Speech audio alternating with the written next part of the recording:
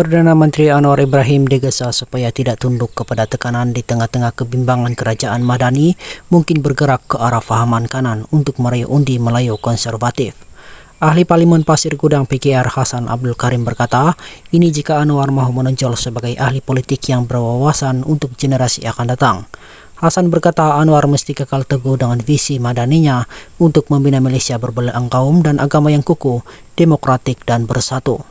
Seorang pemimpin seperti Perdana Menteri jika dia layak digelar pemimpin tulen dan bukan hanya sebagai ahli politik biasa, mesti mempunyai kawasan untuk generasi akan datang dan tidak tunduk kepada objektif sempit dan oportunistik hanya untuk meraih undi dan memenangi pilihan raya.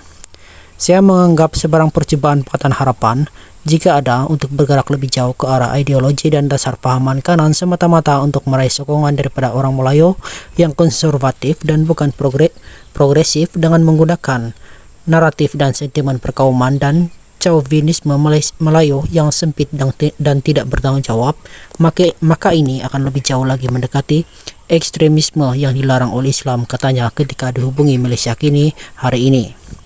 Menurut Hasan, secara pribadi dia akan menentang sebarang tindakan sedemikian kerana percaya ia bertentangan dengan prinsip reformasi dan keadilan sosial.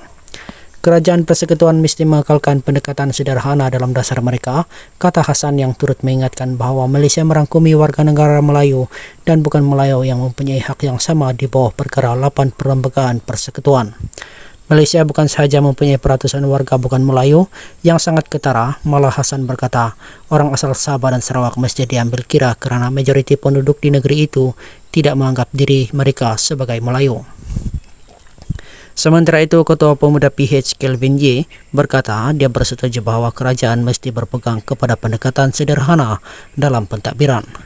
Paling penting, kata Ye, kerajaan Madani mesti menangani kebimbangan ekonomi rakyat tanpa mengerah kaum dan memastikan dasar makronya diterjemahkan menjadi realiti di lapangan kehidupan.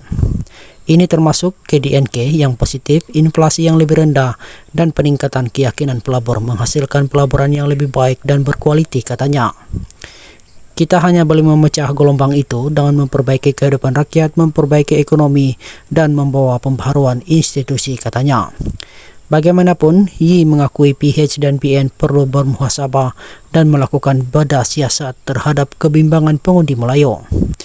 Mereka juga mesti mencari jalan untuk memenangi keyakinan pengundi Melayu tanpa menjejaskan sensitiviti mereka sambil tetap memerintah di peringkat pusat dan menangani kebimbangan bersama dalam kalangan rakyat Malaysia terutama golongan miskin dan kelas pekerja, katanya.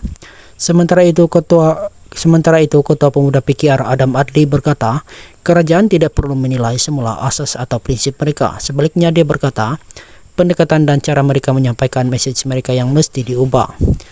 Bahasa yang kita pertuturkan mesti bergema di kalangan orang ramai. Apa yang kita hadapi ialah maklumat yang salah, propaganda mengeluarkan yang didorong oleh kebencian kaum dan agama serta prejudis, kata Adam, yang juga timbalan Menteri Belia dan Sukan. Jelasnya lagi, nilai asas kerajaan Madani sudah selari dengan ajaran Islam dan nilai-nilai Melayu tanpa perlu memudaratkan negara berbilang kaum.